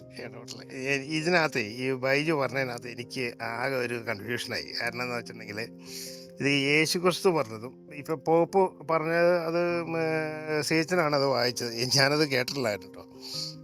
ഇതെല്ലാം ഈ ഓഡിയൻസിനെ ആ ഓഡിയൻസിനനുസരിച്ചിട്ടാണ് യേശു ക്രിസ്തു പറഞ്ഞതെന്നും ഓഡിയൻസിനനുസരിച്ചിട്ടാണ് ഇപ്പൊ പോപ്പ് പറഞ്ഞതെന്നും. അത് അദ്ദേഹത്തിന്റെ പരിഭാഷയല്ലേ, അദ്ദേഹത്തിന്റെ അഭിപ്രായമല്ലേ. അത് അങ്ങനെ വിട്ടാ പോരെ ജയ. നമ്മളാരും അത് അംഗീകരിക്കുന്ന കാര്യമല്ല, വിശ്വാസികൾ ആരും അത് അംഗീകരിക്കുന്നില്ല.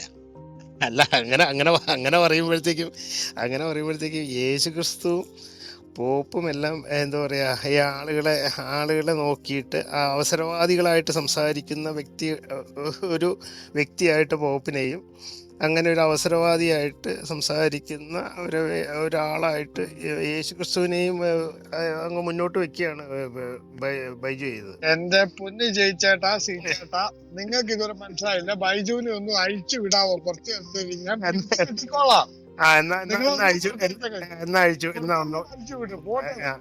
എന്നാ ബൈജു ഒരു 5 മിനിറ്റോടെ കൂടി ബൈജു ചാമ്പ്. ഇത് സാധനം ഇല്ലാഞ്ഞിട്ടല്ലല്ലോ ഇതിനകത്ത് പറയാത്തെ. ബൈജു പറയട്ടെ, ബൈജു പറയട്ടെ. ബൈജു ഇത് പിടിച്ചു കേട്ടാലുള്ള കടിഞ്ഞാൻ കയ്യിലുണ്ട്. ബൈജു എന്റെ ചാമ്പിക്കോ സഹോദര, ചാമ്പിക്കോ ചാമ്പിക്കോ. പോപ്പ് പറഞ്ഞു എന്ന് പറഞ്ഞുകൊണ്ട് പോപ്പ് ഇനി വേറൊരു കാര്യം കൂടെ പറയാം. ഞങ്ങളുടെ വിശ്വാസത്തിന്റെ, കത്തോലിക്ക സഭയുടെ വിശ്വാസത്തിന്റെ ബേസിക് ആയിട്ടുള്ള പ്രിൻസിപ്പിൾ ആണ് ഈ പറയുന്ന എഴുതപ്പെട്ടിരിക്കുന്ന ഡോക്യുമെന്റിന് എതിരായിട്ട് ഏത് പിതാക്കന്മാർ ഇവിടെ പറഞ്ഞാലും പബ്ലിക് ഇതൊക്കെ ഞങ്ങൾക്കത് പോപ്പ് കേട്ടോണ്ടിരിക്കുന്ന പറഞ്ഞു. പൊന്നു സഹോദര, ഇത് വളരെ മോശം കേട്ടോ. അതെ അതെ, അതല്ല എന്റെ സിവിച്ചായ പുള്ളി കുറച്ചുകൂടെ അല്ല അങ്ങനെയല്ല, ആൻഡ്രോയുടെ ഹീനമായ അജണ്ടയാണ് ഇവിടെ നടക്കുന്നത്. ഞങ്ങള് മര്യാദ കേട്ടോണ്ടിരിക്കട്ടെ.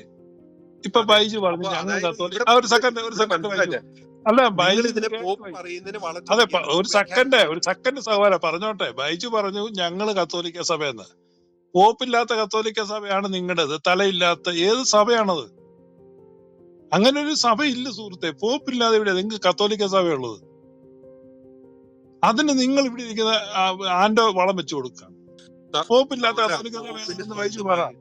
പോപ്പിന് സ്വന്തമായിട്ട് പോപ്പിന് സ്വന്തമായിട്ട് പോപ്പാണ് ശിരസ്, സഭയുടെ ശിരസ, ദൃശ്യമായ ശിരസാണ് പോപ്പ്. അങ്ങനെയല്ല സഹോദര, അങ്ങനെയാണ് സുഹൃത്തെ. പോപ്പിന് സ്വന്തമായിട്ട് ഒന്നും പറയാനുള്ള അവകാശമില്ല. അത് ആദ്യമേ മനസ്സിലാക്കുക.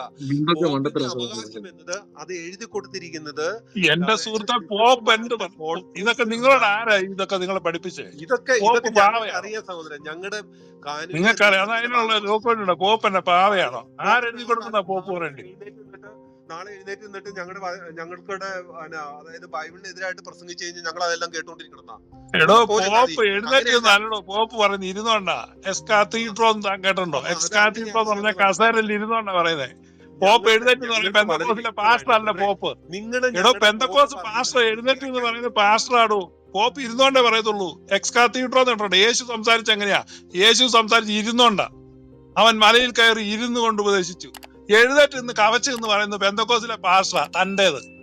അതേസമയം ഞങ്ങൾക്ക് പോപ്പും ഒക്കെ ഇരുന്നോണ്ടാ പറയുന്നത്. എക്സ്കാത്തീഡ്രോ എന്ന് പറയുന്നത് അത് കസേരയിൽ നിന്ന്, സിംഹാസനത്തിൽ നിന്നാ പറയുന്നത്. അത് യേശുദമ്പുരാൻ പ്രസംഗിച്ച് ഇരുന്നോണ്ടാ. വഴക്കല്ല. നിങ്ങൾ എന്തോ പോപ്പ്, നിങ്ങൾ കത്തോലിക്കലാന്ന് പറയുന്നത്. പോപ്പില്ലാത്ത കത്തോലിക്കൽ എവിടെയാ നിങ്ങൾക്ക്? ദൈവദൂഷണമല്ലേ, ദുർവ്യാഖ്യാനല്ലേ? നിങ്ങൾ ഇനഫ് ആളുകളെ കൊണ്ട് പോയില്ലേ സുഹൃത്തെ? ഇനി ഇതിനകത്ത് നാളെ കൊണ്ട് പോണോ? നിങ്ങൾ എന്താ ഈ പറയുന്നത്? ഒത്തിരി കാത്തലിക്സ് ഉണ്ട്. പോപ്പിനെ അടക്ക പറയുന്നത് ഒത്തിരി കാത്തലിക്സ് ഉണ്ട്. ഒത്തിരി കാത്തലിക്സ് പോപ്പ് പറഞ്ഞ് ശരിയല്ല എന്നും പറഞ്ഞുകൊണ്ട് അതുകൊണ്ട് എന്നാ ഏത് കാത്തലിക്സ്? കരിസ്മാറ്റിക്കാരന്മാരെ പറയുന്നത്. പെന്തക്കോസിന്റെ സ്പിരിറ്റ് കയറിയമാരാണ് കരിസ്മാറ്റിക്കാരന്മാര്. അമ്മാർക്ക് ഭ്രാന്താണ്. ആ ബെന്നി പുന്നത്ര എന്ന് പറഞ്ഞ ഒരുത്തനുണ്ട് പെന്തക്കോസുകാരുടെ. ഈ ബെഞ്ചി ഇരിപ്പുണ്ട്. ബ്രദറൻകാരുടെ ഡിസ്പെൻസേഷനെ തീറി മോട്ടിച്ച് കാലത്തിന്റെ അടയാളം എന്ന് പറഞ്ഞൊരു പുസ്തകം എഴുതിയിട്ടുണ്ട്. അവനെ പോലെയുള്ളവനൊക്കെയാണോ കത്തോലിക്കൻ? അവൻ നേരത്തെ യാക്കോക്കാരനായിരുന്നു. അവൻ എങ്ങനെയോ കത്തോലിക്കൻ നുഴഞ്ഞു കയറി. അവൻ പെന്തക്കോസിലായിരുന്നു.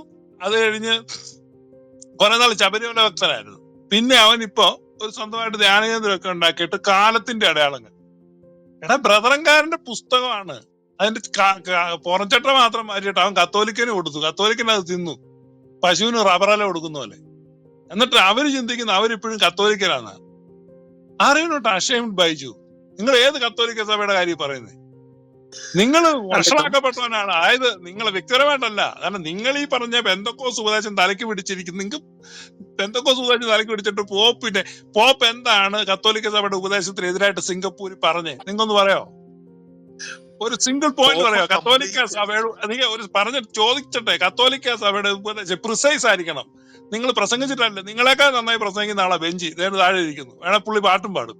പുള്ളി ചെയ്യുന്നില്ലല്ലോ. നിങ്ങൾ പ്രിസൈസ് ആകും. B precise. എന്നിട്ട് പറ ഇന്ന പോയിന്റ് കത്തോലിക്ക സഭയുടെ ഉപദേശത്തിനെതിരാണ് പോപ്പ് പറഞ്ഞത്. പ്രിസൈസ് ആയിട്ട് പറ. ഞാൻ നിങ്ങളെ ചലഞ്ച് ചെയ്യണത് പ്രിസൈസ് ആയിരിക്കണം. തുടങ്ങിക്കോ. ഒറ്റ പോയിന്റ്, ഇന്ന പോയിന്റ് പോപ്പ് പറഞ്ഞ് കത്തോലിക്ക സഭയ്ക്ക് എതിരാണ്. നിങ്ങൾക്ക് പോപ്പിനോട് ഇഷ്ടമില്ലെന്ന് വെച്ച് പറ. പ്രിസൈസ് ആയിട്ട് പറ. പോപ്പ് കത്തോലിക്ക സഭയ്ക്ക് എതിരായിട്ട് ഒന്നും പറഞ്ഞിട്ടില്ല സഹോദരൻ. പിന്നെ വേറെ പണി വളരെ വ്യക്തമായിട്ട് അറിയാം.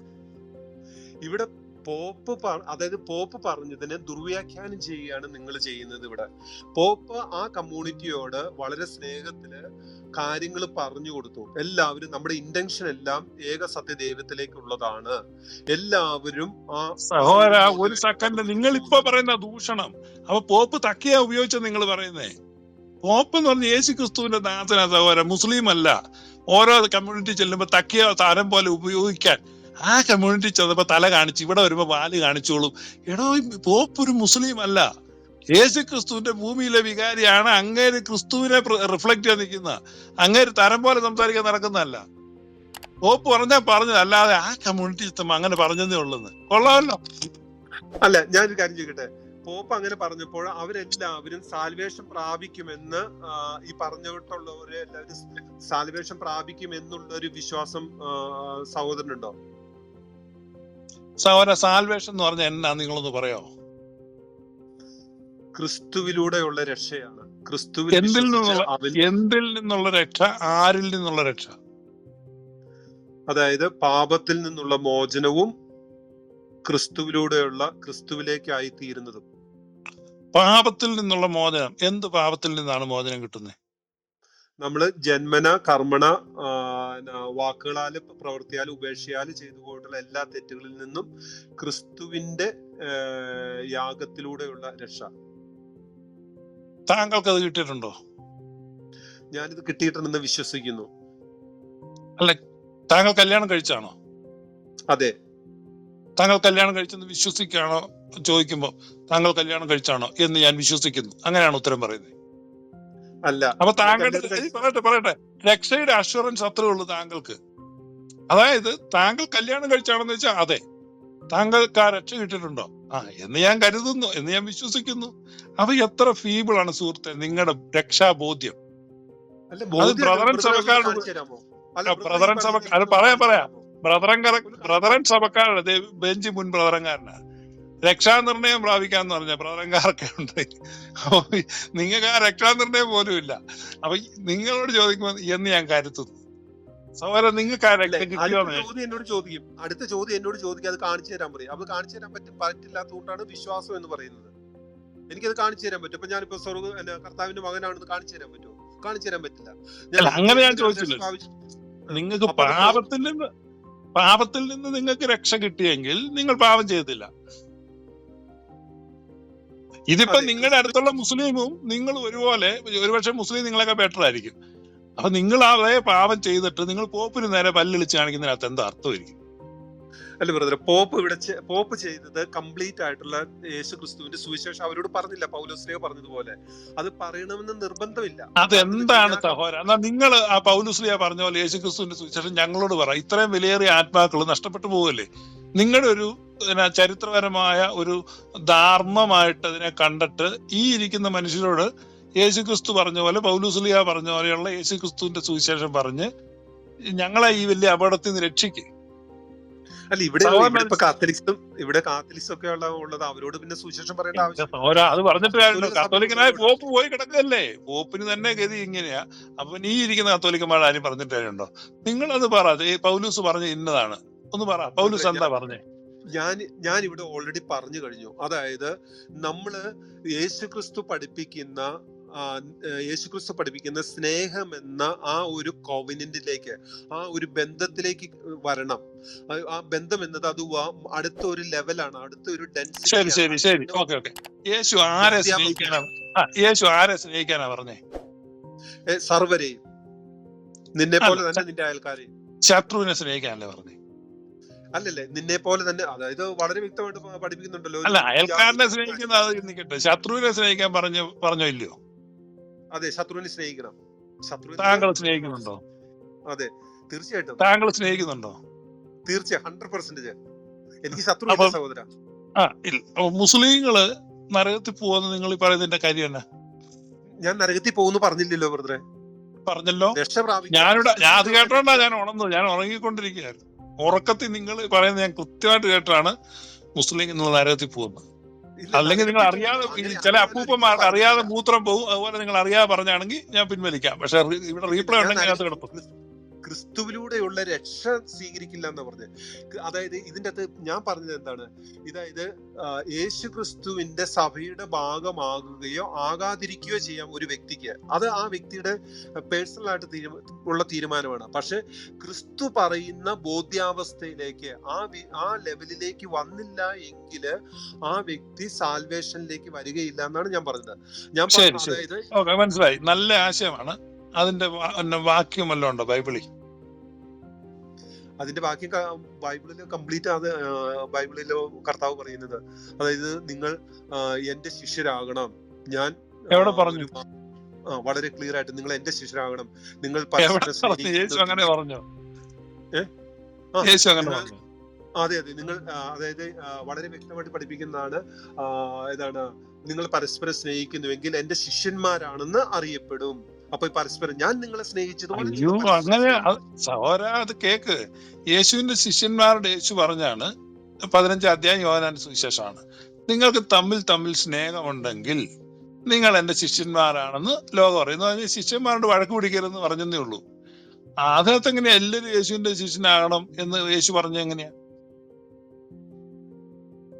അല്ല, ആ യേശുക്രിസ്തു, അതായത് യേശുക്രിസ്തു എല്ലാവരെയും രക്ഷിക്കുവാൻ വേണ്ടിയിട്ടാണ് വന്നിട്ടുള്ളത്. മനുഷ്യവർഗത്തിന് മുഴുവൻ വേണ്ടിയിട്ടാണ് ഈ ലോകത്തിലേക്ക് വന്നത്. അപ്പൊ ഇത് നിങ്ങൾ രണ്ട് വർത്താനം പറയുന്നത്. അപ്പൊ നിങ്ങൾ ഒരു വായിൽ നിന്ന് തന്നെ രണ്ടും കൂടെ പറയുന്നത്. യേശു ക്രിസ്തു സകല മനുഷ്യർക്കും വേണ്ടിയാണ് വന്നത്. അപ്പൊ അത് എല്ലാവർക്കും പ്രയോജനം ഇല്ലേ? എല്ലാവർക്കും അത് ക്രിസ്തുവിനെ സ്വീകരിക്കേണ്ട സഹോദര. ക്രിസ്തുവിനെ എന്ന് എങ്ങനെയാണ് സഹോദരൻ നിങ്ങൾക്ക് പറയാൻ പറ്റുന്നേ? ക്രിസ്തു പറയുന്നത് ശത്രുവിനെ സ്നേഹിക്കണമെന്ന്. അതെ, ശത്രുവിനെ സ്നേഹിക്കണമെന്ന് പറയുമ്പോ യേശു ഉപദേശിച്ച് യേശു സ്നേഹിക്കോ ഇല്ലയോ? സ്നേഹിക്കും. അപ്പം നമുക്ക് കാണിച്ചു നിക്കട്ടെ. അപ്പൊ നിത്യമായ മോക്ഷ കവാടം തുറക്കുമ്പോ ശത്രുവിനെ യേശു കേറ്റുവോ കേറ്റാതിരിക്കുവോ? അവിടെ ഒരു പ്രശ്നമുള്ളത്, അത് ഞാനല്ല വിധിക്കേണ്ടത്. അതുകൊണ്ടാണ് കർത്താവ് പറഞ്ഞത് നീ വിധിക്കേണ്ടല്ല, ഞാൻ വിധിക്കാൻ പാടില്ല കാര്യം. സഹോദരൻ, സ്നേഹിക്കാന്ന് പറഞ്ഞ എന്നതാ അർത്ഥം? ചിരിച്ചു കാണിക്കാന്നാണോ? പക്ഷേ ഈ ക്രിസ്തുവിനെ സ്വീകരിക്കാത്തവർക്ക്, യേശു ക്രിസ്തുവിനെ തള്ളിക്കളയുന്നവരെ എങ്ങനെയാണ് കർത്താവ് ഡീൽ ചെയ്യുന്നത്? സഹോദരൻ, യേശു എന്ന് പറഞ്ഞ ആരാന്നാ നിങ്ങൾ ചിന്തിക്കുന്നേ? യേശു ക്രിസ്തു എന്ന് പറയുന്നത് ദൈവമാണ്, ദൈവവചനമാണ്, ദൈവപുത്രനാ അല്ലേ? അതെ. അദ്ദേഹത്തിന്റെ റോൾ എന്നാന്നറിയോ? അദ്ദേഹത്തിന്റെ റോള് സർവരെയും പിതാവിലേക്ക് കൊണ്ടുവരിക എന്നുള്ളത്. അല്ല, ഇപ്പൊ യേശു ചെയ്യുന്ന എന്നതാന്ന് പറയോ? ഇപ്പൊ യേശു ക്രിസ്തു, അതായത് നമ്മളിലൂടെ കർത്താവ് വർക്ക് ചെയ്യുന്നു. നിങ്ങൾ 1-2 പേർ എന്റെ നാമത്തിൽ ഒന്നിച്ചുകൂടി, അങ്ങനെ ആ സഭയിലേക്ക്, അതായത് കർത്താവിലേക്ക്. നിങ്ങളുടെ ഈ യേശുവിനെ പറ്റിയുള്ള ധാരണ വളരെ വികലവും പരിമിതവുമാണ്. പറയാം ഒരു സെക്കൻഡ്. പൂവർ ആൻഡ് ലിമിറ്റഡ് ആണ്. നിങ്ങൾ എബ്രായ ലേഖനം 1-ാം അധ്യായം എടുത്തിട്ട് 1-ാമത്തെ വാക്യമായത് താഴോട്ട് നിങ്ങൾ വായിക്കും, നിങ്ങൾക്ക് കാണാം അവൻ സകലത്തെയും ഹോൾഡ് ചെയ്യുന്നു. ഈ കൊലാസ്യ ലേഖനത്തിലും അത് തന്നെ എഴുതിയിട്ടുണ്ട്. അപ്പൊ ഈ സകലത്തെയും ഹോൾഡ് ചെയ്യുന്ന പറയുമ്പോൾ ഇവിടെയുള്ള മുസ്ലിങ്ങളെയും മെക്ക മദീന എല്ലാം ഹോൾഡ് ചെയ്യുന്നതല്ല, അവന്റെ തോളത്തിട്ടിരിക്കുന്ന ഒരു കുഞ്ഞിനെ പോലെ ഈ മുഴു യൂണിവേഴ്സിനെ ഹോൾഡ് ചെയ്തോണ്ടിരിക്കുകയാണ്. പറയട്ടെ, ആ യേശുവിനെ ഒരാൾക്ക് തള്ളിക്കളയാൻ പറ്റുമോ? നിങ്ങളൊരു ആനപ്പുറത്തിരുന്ന് പോവാ, നിങ്ങൾക്ക് ആനയെ തള്ളിക്കളയാൻ പറ്റുമോ? ഇല്ല, ഒരിക്കലും. അതുകൊണ്ടല്ലേ ഞാൻ പറഞ്ഞു, ഒരിക്കലും. അപ്പൊ ഇറസിസ്റ്റബിൾ ആണ്. പിന്നെ നിങ്ങൾ പറയുന്ന ഒരു ദൈവം കൈൻഡ് ഓഫ് ബ്ലാസ്ഫമിയാണ്. യേശുവിനെ ആരാ തള്ളിക്കളയാൻ പറ്റുന്നത്? ആർക്കാണ് തള്ളിക്കളയാൻ പറ്റുന്നത്? അതെ ബ്രദറെ, അതല്ലേ പറഞ്ഞ സർവ്വതും ക്രിസ്തു, സർവ്വത്തിലും ക്രിസ്തു, അവനിലല്ലോ നാം ഇരിക്കുകയും. ഇയാൾക്ക് ഇല്ല ബോധമുണ്ട് കേട്ടോ, ഇപ്പോഴാ ബോധം വന്നേ. എന്റെ കൊച്ചിന്റെ ഒരു ടോയ് ഇന്നലെ ഒരു 8 കൊല്ലം മുമ്പ് കാണാൻ പോയത്, കഴിഞ്ഞ ദിവസം ഇവിടുന്ന് കിട്ടി. ഒന്ന് തിരിച്ചപ്പോൾ അത് വർക്ക് ചെയ്യാൻ തുടങ്ങി. എന്തൊരതിശയം! ഇപ്പൊ എല്ലാം ഓക്കെ ആയിട്ടുണ്ട്, വയറിംഗ് ഓക്കെ ആയി, സംഗതി വർക്ക് ചെയ്തു. എല്ലാത്തിലും വെരി ഗുഡ് ബൈജു. ഞാൻ തുടർന്ന് ഉറങ്ങിക്കോളാം. എന്റെ പൊന്നോ, ആന്റെ വെറുതെ തെറ്റിദ്ധരിപ്പിച്ചു. ഈ മനുഷ്യന് ഞാനല്ലോ തെറ്റിദ്ധരിച്ച്. ആന്റോ ഒരു ബ്രേക്ക് അടിച്ച് തിരിച്ചു വിടേണ്ടി വന്നു. അതിന് ഒത്തിരി നന്ദി പാസ്റ്ററെ. Thank you.